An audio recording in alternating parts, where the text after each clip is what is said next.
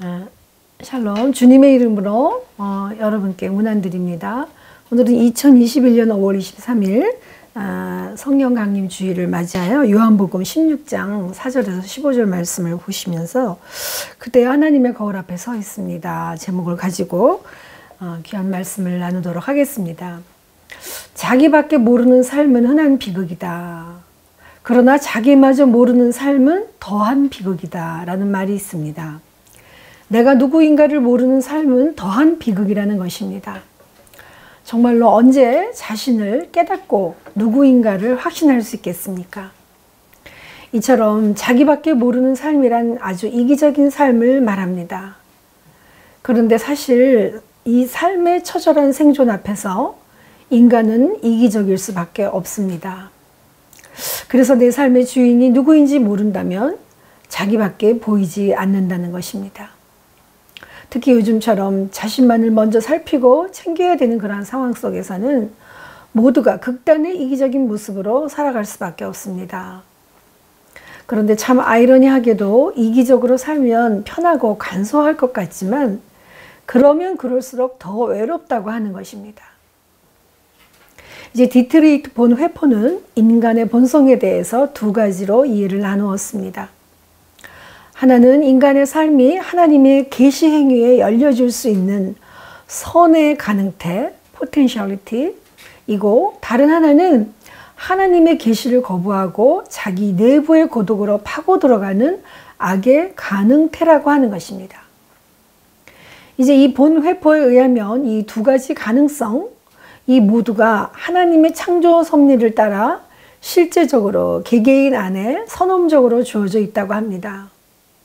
그런데 모든 인간은 기본적으로는 선의 가능태를 현실화하기 전에 우선 악의 가능태를 현실화한다고 하는 것입니다.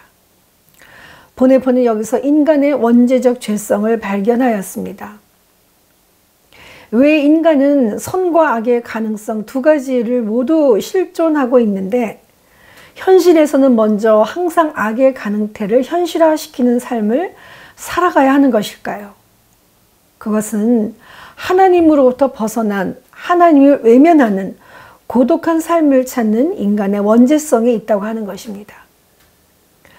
봉쇄 어려움, 외로움, 락다운 롤리니스 이란 지금 코비드 팬데믹 상황 속에서 이와 유사한 긴급한 사회적 거리두기와 봉쇄 조치로 인한 사회적 단절로 인하여서 발생하는 외로움이 있습니다. 이것이 아마도 온 세상을 더욱더 외롭고 고독하게 만들어준 것이 아닌가 합니다. 하나님 없이 혼자 살아보고자 하는 그런 애쓰는 사람들에게 봉쇄 어려움까지 가중되어 온 세상은 외롭고 고독하다는 사람들의 아우성으로 더 많아질 수밖에 없는 것입니다. 이제 하나님께서는 인간이 선택한 악의 가능태를 이미 아시고 처음부터 우리와 하셨다고 그렇게 말씀하고 있습니다. 거기로부터 함께하고 계심을 알려주시며 안심시켜 주십니다. 왜냐하면 주님을 믿는다고 따르던 제자들과 하나님의 백성들은 이제 주님께서 십자가에 달려 돌아가실 것을 듣고 있습니다. 제자들은 심히 외롭고 불안했을 것입니다.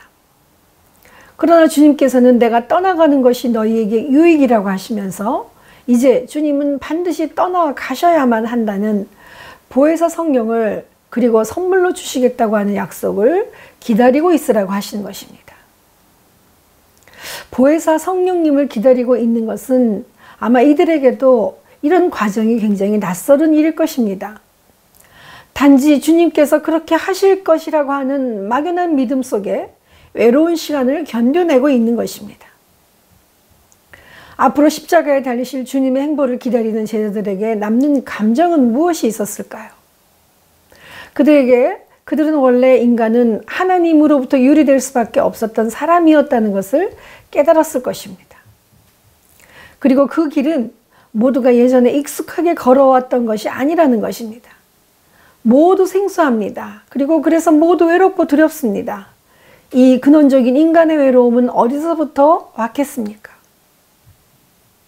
바로 이 원죄라는 그늘 아래 가려져 있는 주의 자녀들에게 주님께서는 그러므로 더욱더 확실하게 이제 보혜사 성령님에 대해서 언급하고 계시고 있습니다.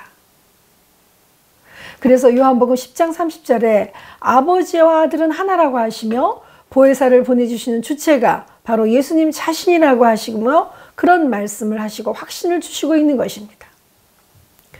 그리고 5절 6절에 지금 내가 나를 보내신 이에게로 가는데 너희 중에서 나더러 어디로 가는지 묻는 자가 없고 도리어 내가 이 말을 함으로 너희 마음에 근심이 가득하였도다 라고 말씀하십니다.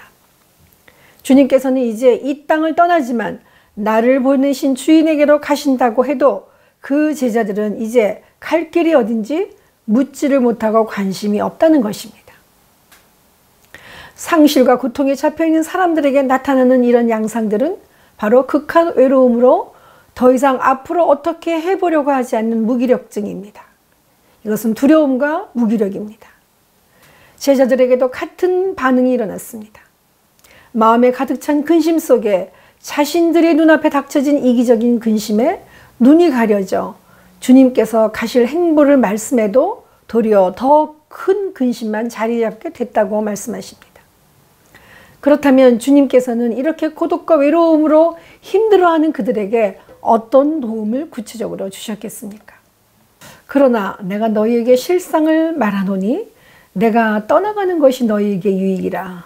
내가 떠나가지 아니하면 보혜사가 너희에게로 오시지 아니할 것이요 가면 내가 그를 너희에게로 보내리니. 아멘. 7절 말씀입니다. 여기서 실상은 알레데이아로 참진리, 사건의 진상을 말하는 것입니다. 주님께서는 말씀하시는 그 참 진리가 이제 주님께서 고난을 받으시고 떠나셔야만 제자들에게 유익이며 주님이 떠나가지 않으시면 보혜사 성령께서는 오시지 않을 것이라고 하는 그 진리입니다. 성령님은 세상을 책망하시는 분이십니다. 이 실제는 이제 죄와 의와 심판에 관한 것입니다. 다시 말해서 죄는 성령님이 죄책을 드러내시고 의는 성령님께서 인간의 마음의 죄책을 드러내십니다. 또한 성령님은 심판에 대하여 인간의 마음의 죄책을 드러내신다고 합니다. 여기서 우리는 이 성령님이 잘 길들여진 교회의 보조자가 아니라는 것을 확실히 알게 됩니다. 분명한 것은 그분은 세상의 죄를 자각시키기 위해서 교회보다 앞서 가시는 강력한 옹호자가 되신 것입니다. 사실 죄와 의와 심판이라는 이 세 가지 개념은 오늘날과 같은 다원주의 사회에서는 엎치락 뒤치락하는 일반적인 윤리적 개념으로 남습니다. 만연되어 있는 이런 상대주의적 분위기 속에서 이런 윤리의 절대성은 완전히 무시되고 있습니다. 사람들은 무엇을 죄로 여길 것인지, 무엇이 의의 기준이 될 것인지, 그리고 심판이 어디에서 적절하게 표현되고 또 표현되지 않았는지를 스스로 결정할 권리가 있다고 주장합니다. 그러나 주님께서는 성령님의 증거를 통해 이러한 윤리적 자율성에 도전하셔서 그 기저에 깔려있는 하나님에 대한 반역을 드러내시며 세상으로 하여금 죄의 참된 특성과 의의 참된 의미와 심판의 참된 위치를 대면하게 하도록 하시는 것입니다. 그래서 하나님의 영을 통해서 이 인간의 마음은 회개의 권위를 받으며 구원을 선물로 받게 되어 있습니다. 이 구원은 정말 진정한 생명입니다. 그래서 이를 통해 만난 구원은 영원한 생명과 영원히 함께 하신다고 약속하시는 것입니다. 여러분, 성령 충만함을 어떻게 생각하고 계십니까? 그 성령 강림 이후의 삶에 있어서 일반 다른 사람들처럼 우리는 재테크, 맛집, 취미, 교양, 일반적인 일들에 열중하지만 정말 제대로 되는 성령 강림의 결단에 대해서 우리는 무엇이라고 말할 수 있겠습니까? 신앙인들은 성령 강림 후의 삶에 대해 제대로 된 질문이 우리에겐 필요합니다. 특별히 진리로 함께 하셔서 성령의 역할을 알려주신 주님의 질문 한마디 한마디에 삶을 우리는 정리해야 되지 않겠습니까? 그렇다면 성령님을 만난 우리들의 공동체는 어떤 모습으로 드러날 수 있겠습니까? 13절을 보시겠습니다. 그러나 진리의 성령이 오시면 그가 너희를 모든 진리 가운데로 인도하시리니 그가 스스로 말하지 않고 오직 들은 것을 말하며 장래일을 너희에게 알리시리라. 오늘 주님께서는 진리의 성령을 통해 진리 가운데로 인도하신다고 하십니다. 이 진리는 스스로 말하지 아니하고 오직 위로부터 내려주시는 하나님의 은혜 안에서 알려주신다고 하십니다. 우리는 신앙생활을 한다고 하면서 우리가 성경을 모르거나 기도 시간이 부족해서 우리의 공동체 안에서 진실이 드러나지 않는다고 생각하지 않습니다. 진실이 진리로 여겨지지 않는 그러한 불신과 하나님 없이도 가능하다는 교만함이 이 진리를 막고 있음을 보게 됩니다. 오늘 한국교회는 성령 충만 그 이후의 삶에 대한 준비가 전혀 되어 있지 않다고 봅니다. 왜냐하면 진실을 드러내기 두려워하기 때문입니다. 그저 잘 살고 삶의 화려함만을 꿈꾸고 있기 때문에 사회 정의가 무너져가고 그리스도인에 대한 신뢰가 깨어져도 우리끼리 잘만 믿으면 된다는 생각으로 병들어 있지는 않으십니까? 그렇지만 세상은 더 먼저 성령 충만한 그리스도인을 알아봅니다. 그리스도인은 우리끼리 부르는 것이 아니라 외부에서 우리를 향해 존경스러운 표현으로 불러줄 수 있었던 그런 용어였습니다. 왜냐하면 말은 안 해도 예수를 믿는다는 것이 무슨 뜻인지 잘 알고 있기 때문입니다. 그리고 성령 충만한 공동체와 교회는 그 영광을 오직 하나님께만 돌리고 나타낸다고 하였습니다. 그러나 고난은 교회가 받고 영광은 개인이 얻으려는 극도의 이기심이 성령 충만함의 소중함을 지켜내지 못한 것입니다. 15절에 무릇 아버지께 있는 것이 다 내 것이라. 그러므로 내가 말하기를 그가 내 것을 가지고 너희에게 알리시리니 하였노라. 우리 주님께서는 당신의 것이 아버지의 것이기에 그것을 가지고 다 우리에게 알려주신다고 하십니다. 맞습니다. 우리 주님께서는 끝까지 성령 충만도 우리를 위해서 보내주시고 허락하신다고 하셨습니다. 주님께서 고난받지 않으셨다면 성령 강림도 없습니다. 주님께서 부활하지 않으셨다면 성령 강림은 있을 수가 없는 것입니다. 마태복음 25장에서 주님은 지극히 작은 자를 주님 자신과 연결시키셨습니다. 이것은 그리스도인이 서로 연대하며 실천적 삶을 살아야 함을 보여주신 것입니다. 이것이 바로 코람데오의 삶입니다. 사회적 약자가 유리해질수록 이 사회는 모두가 행복한 사회가 될 수 있다고 합니다. 신학자 볼프는 광장에 선 기독교에서 우리의 신앙이 개인적 차원에서 그칠 때 그 신앙이 도리어 그리스도인에게 파괴적인 결과를 낳게 된다고 경고하였습니다. 난쟁이가 쏘아올린 작은 공중에서 천국에 사는 사람들은 지옥을 생각할 필요가 없다. 그러나 우리 5 식구는 지옥에 살면서 천국을 생각했다. 단 하루라도 천국을 생각하지 않은 적이 없다. 하루하루의 생활이 지겨웠기 때문이다. 우리 생활은 전쟁과도 같았다. 우리는 그 전쟁에서 날마다 지기만 했다. 맞습니다. 우리가 성령 강림을 통해 코람데오의 하나님 앞에 서 있음을 체크해야 합니다. 왜 그렇겠습니까? 우리의 삶이 순간마다 코람데오를 경험하기 어렵기 때문입니다. 그러기에 거울을 보며 얼굴을 닦는 것처럼 우리에게 코람데오라는 하나님의 거울이 우리 옆에 있는 것입니다. 월터 브루그만의 기도를 나누겠습니다. 우리는 쉽게 말로만 기억하고 기도한다고 합니다. 우리는 깊이 숙고하지도 않은 채 기억합니다. 우리는 제대로 기도하지도 않으면서 기도합니다. 우리는 말로만 행합니다. 그것이 어떤 무기력한 신을 다루는 방법이기 때문입니다.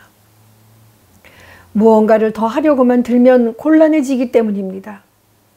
편하고 아무런 비용도 들지 않기 때문입니다. 그렇지만 이제 우리는 상상도 할 수 없는 생각을 해야 합니다. 끝나가는 모든 것에 대해, 우리가 잃은 모든 것에 대해, 우리를 허탈감으로 내모는 모든 것에 대해 말입니다. 그렇지만 이제 우리 가운데 어떤 이들은 말로 할 수 없는 기도를 해야 합니다. 우리는 그런 기도를 할 수밖에 없습니다. 따라서 우리는 담대하게 기도합니다. 우리는 담대하게 구합니다. 그러면 주실 것이므로. 우리는 담대하게 두드립니다. 그러면 열릴 것이므로. 여기 우리 모두 주님 앞에 있습니다. 우리에게 빵을 주소서, 생명의 빵을, 풍요의 빵을, 이웃과 나눌 수 있는 빵을, 돌이나 부스러기는 주지 마소서. 우리에게 물고기를 주소서. 좋은 음식으로서의 물고기, 주님의 풍성한 생수의 물고기, 복음을 가리키는 물고기. 우리는 담대하게 기도합니다. 어찌할 바를 몰라서가 아니라 주께서 우리의 삶의 한가운데 계시기 때문입니다. 우리의 소망은 다른 구원이 아니라 오직 주님 앞에 있습니다. 기도하겠습니다. 존귀하신 하나님, 주님 감사합니다. 하나님의 계시에 그 귀한 하나님의 선에 그 사랑의 손길이 우리 앞에 있고 우리 마음속에 있음에도 우리는 이 원죄의 그 잔혹함으로 인하여 하나님을 멀리하려는 우리의 이 고독과 이 외로움을 주님 불쌍히 여겨 주옵소서. 내가 너희를 홀로 버려두지 아니하겠다고 다시 오시고 보혜사 성령께서 우리를 도우시겠다고 하는 주님의 성령의 귀한 약속이 이 자리에 있습니다. 주님 감사합니다. 주님 사랑합니다. 주님의 진리의 말씀을 깨닫고 진리의 성령님의 손길을 깨달은 이 시간을 주님 허락하여 주셨사오니 주님 앞에 진실 앞에 담대히 얼굴을 보고 거울을 비추는 것처럼 비추는 하나님 삶이 되도록 이 시간을 지켜주시고 이 마음과 이 삶을 하나님 지켜 인도하여 주옵소서. 예수님의 이름으로 감사하며 기도드리옵나이다. 아멘.